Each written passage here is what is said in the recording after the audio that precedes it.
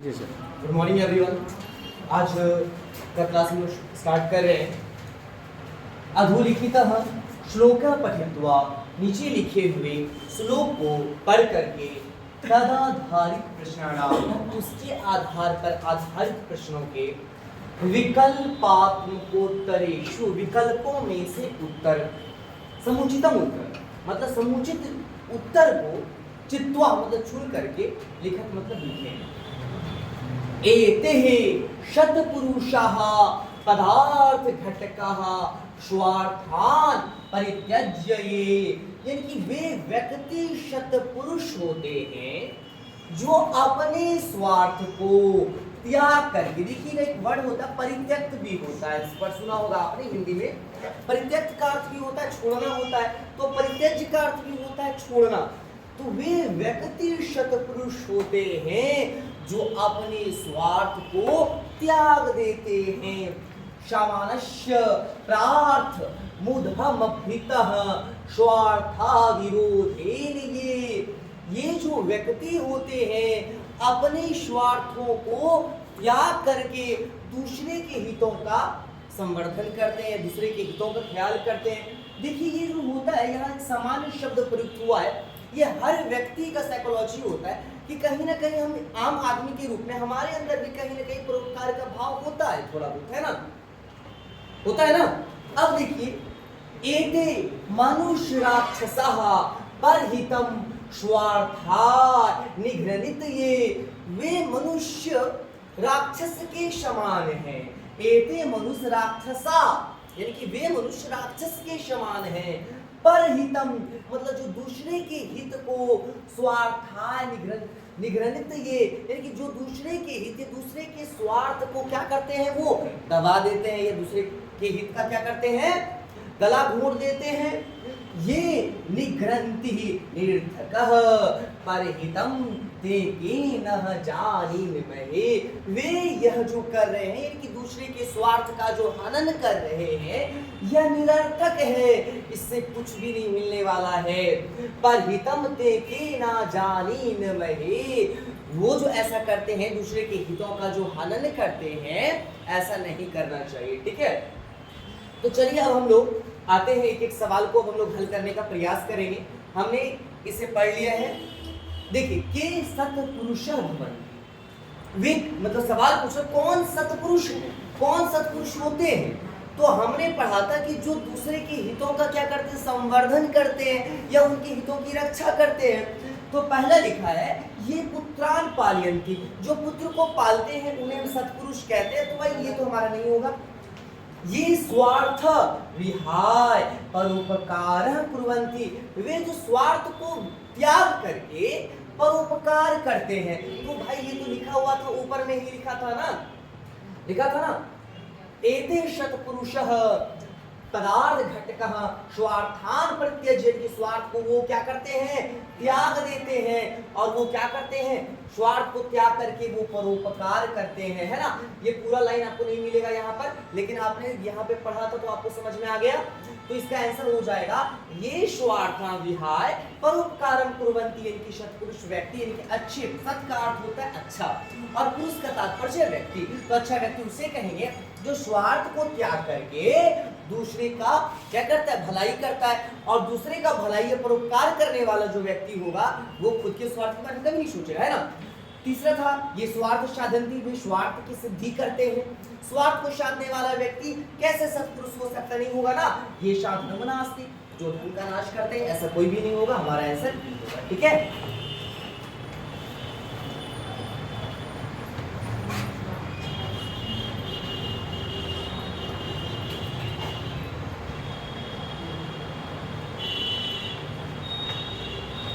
दूसरा हमारा सवाल है मनुष्य राक्षसः की कुर्वन्ति, ये जो मनुष्य रूपी राक्षस है वह क्या करता है। देखिए यहाँ लाइन को देखिएगा, एते मनुष्य राक्षसः परहितम स्वार्थाय निघ्रनीत। तो हमने यहाँ पे जो देखा लाइन, पूरा का पूरा यहाँ पे तो मिल नहीं रहा है ऑप्शन में, लेकिन हमने यहाँ जब पढ़ा तो हमें पता चल गया कि जो मनुष्य रूपी राक्षस होते हैं वो परहितम स्वार्थाय निगृणित, मतलब कि दूसरों के स्वार्थ का क्या करते हैं, गला घोट देते हैं, दूसरे का हित या कल्याण नहीं होने देते हैं।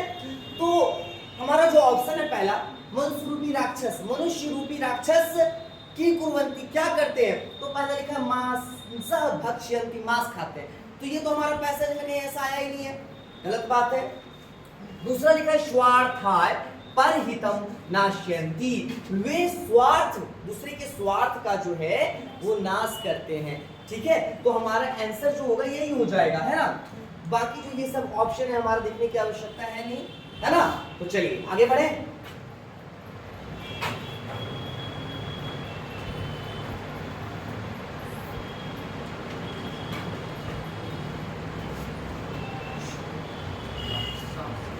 देखिए नेक्स्ट हमारा सवाल है, स्वार्थ विरोधेन परहितम कुर्वाणः केहे। स्वार्थ विरोध है, यानी कि खुद के स्वार्थ का विरोध, यानी कि मतलब समझ रहे, अपने स्वार्थ का संवर्धन नहीं करते हैं। ठीक है, स्वार्थ विरोधेन परहितम कुर्वाणः के, दूसरे के हित के लिए अपने स्वार्थ का त्याग कौन करता है। तो देखिए हमने पढ़ा था, सत्पुरुष भी पढ़ा था, है ना।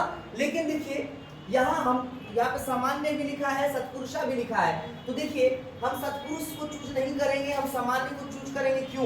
क्योंकि देखिए दूसरा लाइन, सामान्य प्रार्थमुद्यामृतः स्वार्थ विरोधेन ये, तो स्वार्थ विरोधेन शब्द आपको मिला, स्वार्थ, अपने स्वार्थ का विरोध, अपने स्वार्थ को त्याग करने का कार्य। सामान्य व्यक्ति जो होते हैं वो अपने स्वार्थ को त्यागते हैं, ठीक है, वो दूसरों के भला ही करते हैं। और मान लीजिए अगर हम आप स्वार्थ का त्याग नहीं करते, इसका मतलब हम सामान्य व्यक्ति नहीं है, हम क्या है, मनुष्य रूपी राक्षस है। तभी ना हम दूसरे का हित नहीं चाहते हैं, पर हित को चाहने वाला जो व्यक्ति है वह सामान्य व्यक्ति है। और अगर आपसे पूछता वो कैसा जन्म होता है, वो कैसा जन्म होता, तब आप कहते सत्जन होता है, सत्पुरुष होता है। समझ गए बात को? क्लियर है। यहाँ जो हमारा सवाल था, स्वार्थ विरोधे परहितम कुर्वाणः केहे, अपने स्वार्थ को त्यागते हैं दूसरों के हित के लिए कौन, तो यहाँ सामान्य प्रार्थमुद्यम अमृतम स्वार्थ विरोधेन ये, सामान्य जो व्यक्ति होते हैं वो अपने स्वार्थ को त्यागते हैं, है ना। ये मतलब एक ह्यूमन साइकोलॉजी है कि कॉमन आदमी में जो होता है उसके अंदर भी क्या होता है, परोपकार का भाव होता है, दूसरे का वो भला चाहता है। आप भी दूसरे का मदद करते हैं ना, अभी किसी बच्चे को कॉपी चाहिए, पेन चाहिए, आप दे देते हैं ना, तो आपके अंदर परोपकार का भावना है ना। मन में ये तो नहीं आता अगर उसको कलम दे दी वो लिख लेगा, है ना, किताब दे वो पढ़ लेगा, ऐसा तो थिंकिंग आपका नहीं है। अब चलिए हम लोग आगे बढ़ते हैं। पद्यमिदं कस्मिन् छन्दसि निबद्धम। अब यह जो हमारा पद्य है, हमने जो पद्य खंड पढ़ा, इसमें कौन सा छंद है। अब देखिए छंद के कई प्रकार होते हैं, ठीक है। अब यहाँ पे सबसे पहले हम समझेंगे ये जो छंद हमारा कौन सा है, ये शार्दूल विक्रीडित छंदसी है। इसे हम लोग शार्दूल विक्रीडित छंद क्यों कहते हैं, इसका खासियत क्या है, हम कैसे पहचानेंगे, इसे समझेंगे। देखिए ये जो शब्द है शार्दूल विक्रीडित, तो यहाँ एक वर्ड आता है क्रीड। क्रीड मतलब होता है क्रीड़ा, क्रीड़ा का अर्थ क्या होता है, खेल होता है। और शार्दूल मतलब होता है सिंह होता है, तो यहाँ शार्दूल मतलब सिंह का बच्चा होता है, ठीक है। तो एक सिंह का जो बच्चा होता है, आपने देखा होगा सिंह खेल रहा है, अपने बच्चों के साथ खेल रहा है। तो जब आप खेल खेलते हैं तो आपका कोई मतलब निश्चित गति नहीं होता, कभी ज्यादा उछल गए कभी कम उछले, है ना। तो जिस तरह से मूवमेंट होता है, तो यहाँ जो आपने पढ़ा था लाइंस को जब आप पढ़ेंगे तो इसमें क्या होता है ना, कभी उतार है कभी चढ़ाव है, सबका क्या होता है, छंद को गाने का तरीका होता है। इसका गाने का जो स्टाइल है, ना ना, ऐसे हम जब गाएंगे इसे तो ना ना ना इस तरह से करके गाया जाता है, ठीक है। और इसमें 19 टोटल आपका पद होता है, 19 टोटल आपका इसमें वर्ड होता है। और इसका जो गाने का तरीका है, गाने का तरीका मतलब कहाँ पे हमको पाउच करना है, कहाँ पे हमको रुकना है, वो सब इसमें सिखाया जाता है। तो बेसिकली इसमें क्या होता है, ये सूर्य और अश्व से रिलेटेड है। तो मतलब इसका गाने का तरीका क्या है, पहला जो पाउच हम देते हैं, पहली बार जब हम रुकते हैं तो 12 अक्षर के बाद रुकते हैं। तो 12 अक्षर सूर्य से इसलिए रिलेट कर रहे हैं क्योंकि सूर्य का टोटल 12 गो नाम है, ठीक है। उसके बाद सूर्य को जो खींचने का काम करता है वो 7 घोड़ा करता है। तो दूसरा जो पाउच हमारा लगेगा 7वां पे लगेगा, तो 12 और 7 कितना होता है, 19 होता है। तो टोटल 19 वर्ड का होगा, ठीक है, क्लियर है। तो ये इसका विशेषता है। इस तरह का जो हमारा पद है ये कहलाएगा शार्दूल विक्रीडित छंद कहलाता है। समझ गए? आपको मन में आएगा थोड़ा ज्यादा है ना, दूसरा हमारा सवाल है, पदमिदं कस्मिन् काव्य प्रकारेन्तः भवति। ये जो पद्य आपने पढ़ा, यह काव्य का कौन सा प्रकार है? तो देखिए यहाँ 4 ऑप्शन हमें दिया गया है, हम सबको समझते थे। तो सबसे पहले लेकिन महाकाव्य क्या होता है? महाकाव्य को हम लोग इंग्लिश में एपिक कहते हैं। तो ये लॉन्ग नैरेटिव पोएम कह सकते हैं या वर्स कह सकते हैं। वर्स क्या होता है? जो लंबी कविता होती है जिसमें गीता का गुण विद्यमान हो, उसे हम महाकाव्य कहेंगे। जैसे रामायण और महाभारत, ये हमारा महाकाव्य है, क्योंकि इसे आप पढ़ सकते हैं, इसमें मतलब गाया जा सकता है। जिसमें गीता का गुण विद्यमान हो, वैसे लंबी कविता जिसमें गीता का गुण विद्यमान हो तो उसे महाकाव्य कहते हैं। तो ये हमारा महाकाव्य नहीं था, ठीक है। दूसरा है गद्य। भाई पैसेज थोड़ी हम लोग पढ़ रहे हैं, तो यहाँ साफ लिखा है, पद्य लिखा है, तो पद्य पता ही हमें। और ये जो नाटक भी हम नहीं पढ़ रहे थे, ये शुभाविस्तम है। शुभाविस्तम वर्ड आपने शुभासितानी सुना है ना? शुभासितानी मतलब जैसे अच्छे वचन, है ना? तो ये जो शुभासितानी या शुभाविस्तम है, ये क्या होता है? ये हमें एक मैसेज देता है जो मोरालिटी पर बेस्ड होता है, जो नैतिकता पर आधारित होता है। ये जो पंक्तियों को आपने पढ़ा कि भाई यहाँ बताया जा रहा है सज्जन व्यक्ति कैसा होता है, तो सज्जन व्यक्ति वो होता है, अच्छे पुरुष वो होते हैं जो अपने हितों का ध्यान नहीं करते हैं, अपितु वो दूसरों के हितों का संवर्धन करते हैं। तो ये कहीं ना कहीं नैतिक बात बता रहे हैं हमें। तो ये हो गया शुभाविस्तम, हो गया इसका आंसर, ठीक है। हाँ जी बिल्कुल, जय वीरू सर की जोड़ी फिर से हाजिर है। हाँ जय सर, हम डमरू मैंने वीरू। तो बिल्कुल सर, बहुत अच्छा। एक्चुअली हिंदी से भी कुछ जुड़े हुए हैं तो मुझे भी पहुंचना पड़ जाता है, क्योंकि संस्कृत मूलतः है, जैसा कि सर आदरणीय सर ने बताया, हमारे राकेश पांडे सर, हाँ, तो बताया भी कि हिंदी से रिलेटेड होती है। जैसे आपने देखा होगा, आप गद्य पढ़ते हैं, गद्य मतलब कहानी वाला होता है। यहाँ क्या कह रहा है? पद्यमिदम, यानी कि पद्य से जुड़ा हुआ, पोइट्री सेगमेंट। कस्मिन कौन सा? काव्य प्रकारेण भवति, तो काव्य वाला जिसे गाया जाता है। तो गाया किसे जाता है? सुभाषितानी को। नाटक तो लाइनों में लिखी रहती है साहब, कहानी की तरह। महाकाव्य जैसे महाभारत देख लीजिए आप, जैसे गद्यम यानी कि प्रोज सेगमेंट, कहानी, संस्मरण लिखा रहता है, आप इसे गाते हैं। कैसे? सुभाषितानी यानी कि शुभाविस्तम, सुभाषितानी। याद कीजिए संस्कृत में वो श्लोक वाली बातें। कौन सी बातें? श्लोक वाली बातें। ये साना तपो न विद्या न दान न गुण न शीला ते मर्त्यो रूपे नम्पनिकाश्चरन्ति, कुछ कुछ था है ये सब चीजें। भार्या भवती, और कौन कौन श्लोक सर है, कृपया बताइए सर।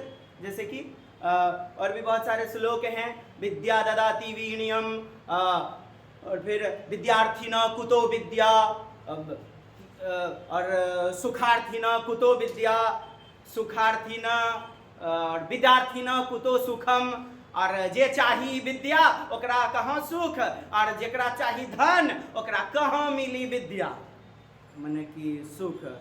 श्लोक वगैरह रहता है ना यार, अपन को नहीं आता है, संस्कृत के गुरुदेव तो यहाँ है। तो सुभाषितानी, आप डायरेक्ट काव्य वाला देख करके सुभाषितानी लगा दीजिए ना, मिलेगा उत्तर आपको। ये सब आपको गद्य खंड से जुड़ा रहेगा, पद्य खंड से जोड़ना है, 2 नंबर आपका उत्तर। बिल्कुल सर, यही हो जाएगा ना? जी सर, जी सर, हाँ बिल्कुल, थैंक यू। चलिए सर का समय कीमती है, सर भी पुनः मिलते हैं अगली कक्षा में।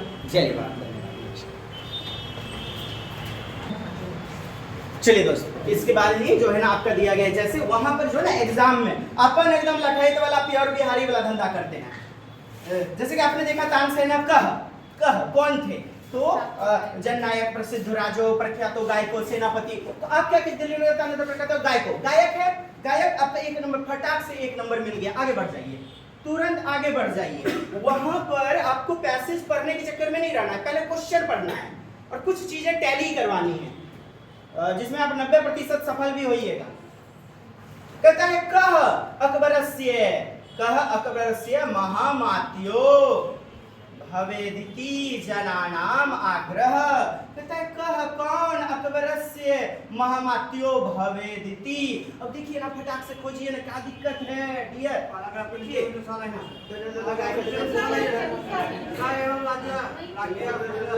मिल गया ना? अकबरस्य महामात्यो है, देखिए मिल गया फटाक से। भवेदिति शाम आग्रह राज्ञः स एव राज्ञः अकबरस्य। हाँ राज्ञ अकबरस्य, तो आपका जो है अकबरस्य, अकबरस्य इधर तानसेना, सह, सह किसके लिए प्रयोग हुआ है? तानसेन के लिए। तानसेन के लिए हाँ। सह का प्रयोग, स विसर्ग सह, सह एव राज्ञः, कौन? राजा अकबर से, सह मतलब तानसेन के लिए, तानसेन के लिए प्रयोग हुआ है यहाँ पर। और आपका तानसेन उत्तर के रूप में आगे बढ़ेंगे जी। बीरबल आंसर है। अरे यार आप पढ़ने, तब हम पढ़ने दीजिए पहले, आप लोग के बात पे हम भी फंस गए। नहीं सर, पहले आप बताइए हम लोग। हाँ ठीक बिल्कुल। भूयान विमान सोइव राज्ञ अकबरस्य महा, सर तो चले गए, अब हमें जो है ना किसी तरह जो है ना दिन काट रहा हूँ। हाँ देखिएगा, देखिए तानसेन ने दादा दादा काम हाँ तानसेन, देखिए ना पहले आप उत्तर में क्या है आपका, तानसेन मुझे फंसा रहे हैं। हाँ तो बताइए बीरबल, नहीं मेरा मेरा मेरा ये कहना है कि बीरबल के बारे में कहीं बोला क्या? यहाँ बोला बीरबल, लेकिन यहाँ पर आपका सर ये आंसर ही गलत देखा। आंसर ही गलत देखे। बताइए ना, सह का प्रयोग यहाँ पर तानसेन के लिए हुआ है। मजाक करते हैं बहुजीनियत। हाँ हम आदमी हूँ, मेल फीमेल वाला मजाक करते हैं। नहीं सर ठीक है। हाँ देखिएगा, अब देखिए यहाँ पर से क्या कहता है प्रश्न, संगीत संध्या किमर्थम आयोजिता? संगीत ना संगीत संध्या, पीछे मत देखिएगा आंसर, इधर देखिए, संगीत संध्या, कहीं ना कहीं इसको टैली कराइए तो संगीत संध्या, संगीत संध्या, संगीत सुधा, दिल्ली में संगीत सुधा पाया देखिए संगीत संध्या किमर्थम आयोजिता। हाँ जहाँ आयोजित की था, अकबर सम्मान, किसके लिए आयोजित की गई थी संगीत की संध्या? अकबरस्य सम्मान युतुम, अकबर के सम्मान के लिए, वीरबलम अपहसितुम जनाना संघटना कर्तुम, मतलब लोगों को संगठन करने के लिए, एकत्रित करने के लिए, तानसेनस्य महात्मय दर्शयितुम। अब देखिए तानसेन महात्मय दर्शयितुम यानी दर्शन करने के लिए क्या देखते हैं? इसका कारण आप देखें ना आपने बता दिए, मतलब हम क्या करते हैं, एक राजा राज्ञ उपदर्शित संगीत, देखिए दिया है ना, उपदर्शयुतुम यानी उसके दर्शन करने के लिए संगीत संध्यम आयोजनयामासु, आयोजन किया गया। उत्तर बताइए, उत्तर बताइए, होना चाहिए चौथा। क्यों हुआ? तानसेनस्य महात्मया यानी महात्मा तानसेन के दर्शन के लिए, दर्शयुतुम, और यहाँ आपका दिया गया है उपदर्शयुतुम, दर्शयुतुम दर्शन के लिए। क्या कोई प्रॉब्लम? पक्का बंद कर बात किया जाए क्या? उधर बैठ जाइए, उधर नहीं बैठ जाइए, एनी प्रॉब्लम तो। चलिए आगे बढ़े फटाक से। देखिएगा प्रश्न है, कस्य रामस्य गानेन प्रदीपा दीपिता? चलिए देख लिया जाए, कस्य रामस्य गानेन प्रदीपा दीपिता। थोड़ा सा अब ना आगे बढ़ के सोचिएगा, नहीं मिलेगा तब फिर पीछे चले जाइएगा।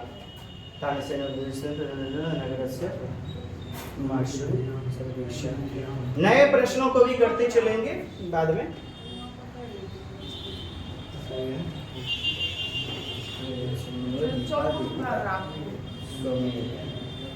प्रदीप दीपिका, ये शोमेद, ठीक, लक्ष्य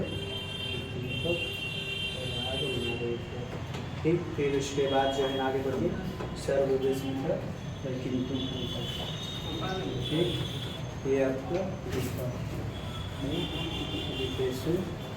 यहाँ आपका 34 का उत्तर क्या हो जाएगा?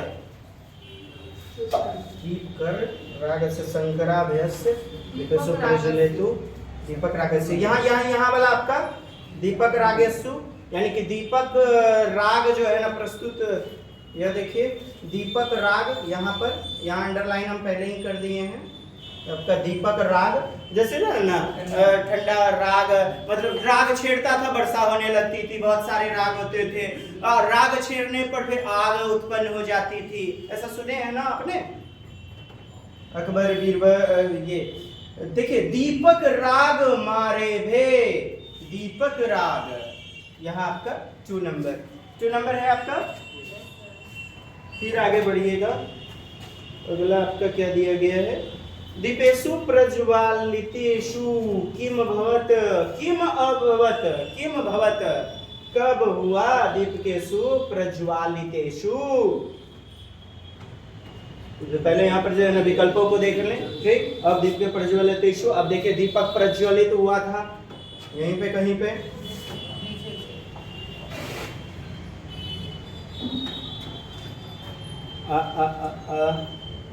सब दीपेषु, इधर आपका दीपेषु प्रज्वलितेषु। कुछ काम कर पा रहा है? कुछ मदद मिल रही है इससे?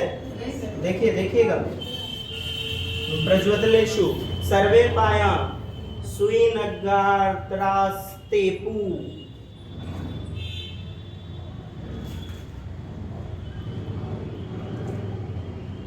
फिर आगे बढ़िए, ग्रीष्म काले तस्मिन, ठीक, जना भीत्या चकम फिरे जना अनुत्तीर्ण जना स्वेदन्ति सम मृगा पत्तने आगता।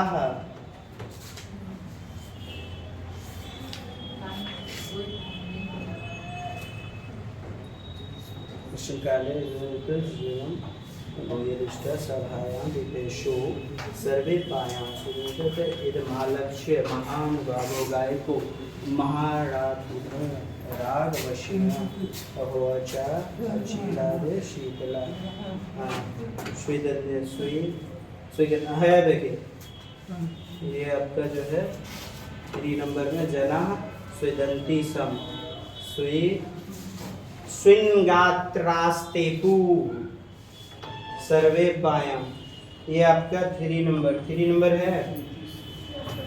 बाकी बोल क्या रहा है ये बंदा? कयो परीक्षा कर्तुम अकबरो निर्णयम अकरोत। देखिएगा, कहता है किसकी परीक्षा, ये कौन सी किसकी परीक्षा जो है? अकबर है। दानसेना सर्वत्र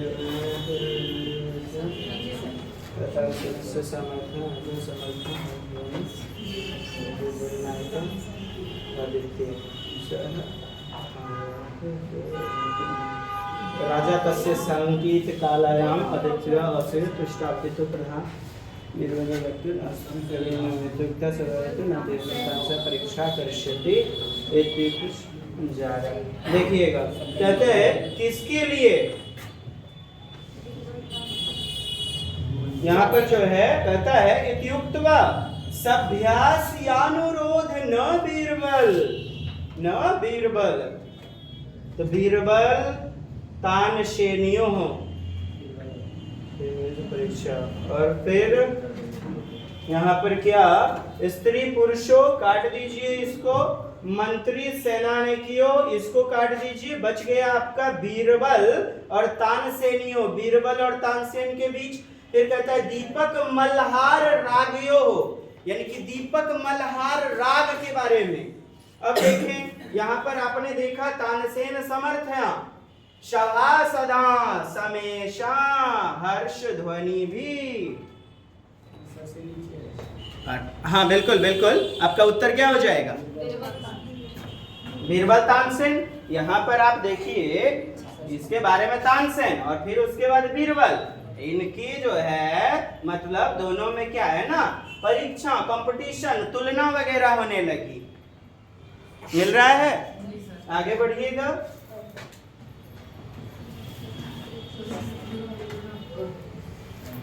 कहता है सहस्त्र किरणः कः, सहस्त्र किरणः कः, सहस्त्र किरण क्या है? सहस्त्र किरण, बिल्कुल ऐसे भी इसको आप लगा सकते हैं, लेकिन कहीं ना कहीं ये बातें प्रकट हैं, स्पष्ट हैं। आपको सहस्त्र किरण जो है कह देख लेना है। जब राग गा रहा था तो सहस्त्र किरणें जो हैं प्रकट होने लगी।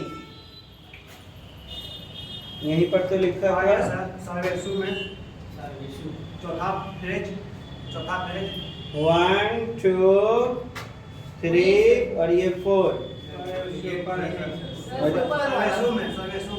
सर्वेशु। अच्छा ठीक, मैं देख लेता हूँ। सर्वेशु समस्त भगवान शास्त्र के लाटिया के नीचे में और उसके नीचे सर्वेषु क्षमामोद सम्मिलितेषु भगवान सहस्त्र किरणा सुजाल मप संहरण इव प्रतीचया कापी लीना तदा तानशेन। तो यहाँ तदत्र सर्वेषु क्षमा शामोद सम्मिलितेषु भगवान सहस्त्र किरण। तो भगवान सहस्त्र किरण कह, अच्छा सूर्य ही होगा। किसमें होता है? तो सूर्य में होता है। सिंह तो वैसे भी कट गया, राजा वैसे भी कट गया, चंद्रमा वैसे भी कट गया। आपका 1 नंबर उत्तर हो गया। जी सर, ऐसे कितना बच गया? चलिए आगे बढ़िएगा। अचिरात शब्दस्य विरुद्धार्थकः शब्द। देखिएगा अचिरात का विरुद्ध कह रहा है, क्या कह रहा है? इसका ऑपोजिट विलोम। अचिरात चिरात क्या? लंबे समय तक और अल्पकालिक समय तक। विरोधाभासी शब्द जैसे लघु, लघु का गुरु, जैसे ऊपर का नीचे, आकाश का पाताल, वैसे ही अचिरात चिरात। देश संचारः, देश संचार इति पदे का समासः। अब देखिएगा देश संचार तोड़िए, ठीक। देश संचार इति पदे समास आपको पूछ रहा है। इस बात की गारंटी क्या तत्पुरुष समास है? चलिए ठीक। अब क्यों ये बात समझिए। देश संचार आंदोलन हुआ महात्मा गांधी के द्वारा, देश में जन जन में संचार हो गया। देश संचार को तोड़िए, देश में संचार, देश में संचार। आइए तत्पुरुष समास में आपने देखा हुआ था मेन शब्द आगे रहेगा और पीछे कुछ प्रत्यय रहेंगे।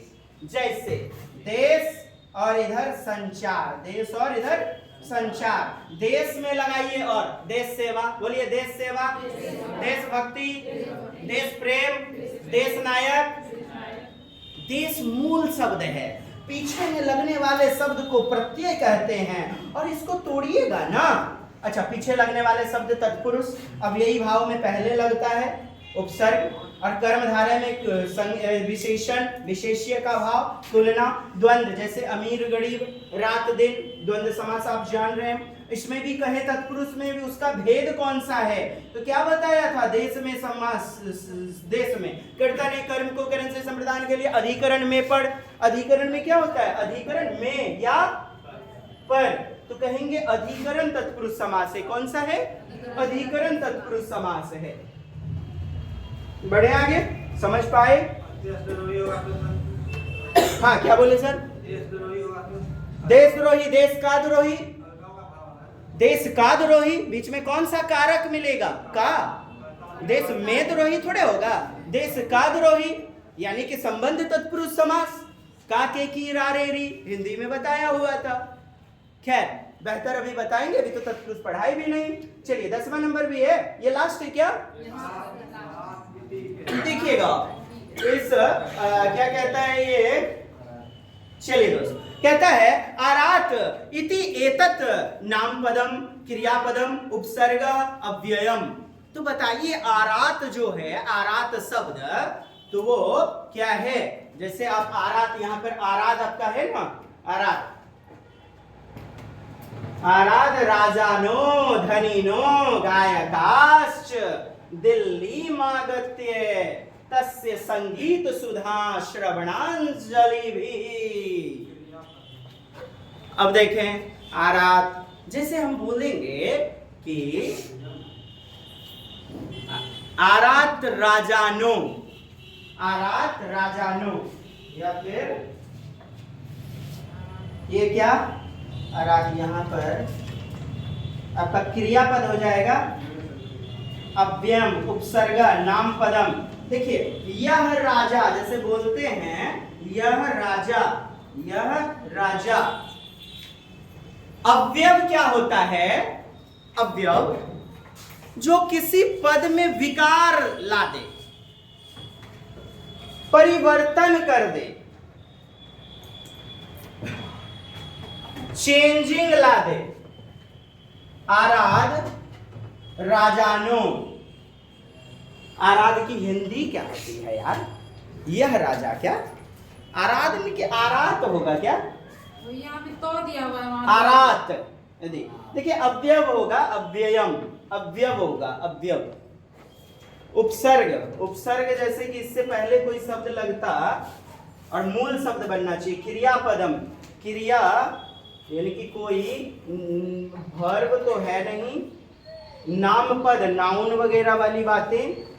नाउन किसी व्यक्ति, वस्तु, स्थान या भाव के नाम को संज्ञा कहते हैं। नाउन वाला तो है ना अव्यय। सर रहते तो फिर पूछ भी लेते, तो समझ से बाहर है। लेकिन आरात मतलब जो है ना, देखिए आपको बताते हैं। हाँ, आरात जो होता है समझिएगा, आरात एक प्रकार का अव्यय है। ठीक है, अव्यय माने कि अव्यय का अर्थ बड़ा सटीक और ध्यान देने योग्य है। अर्थात मतलब जिसका व्यंजन न हो, अव्यय है, जिसे बांटा न जा सके। ठीक,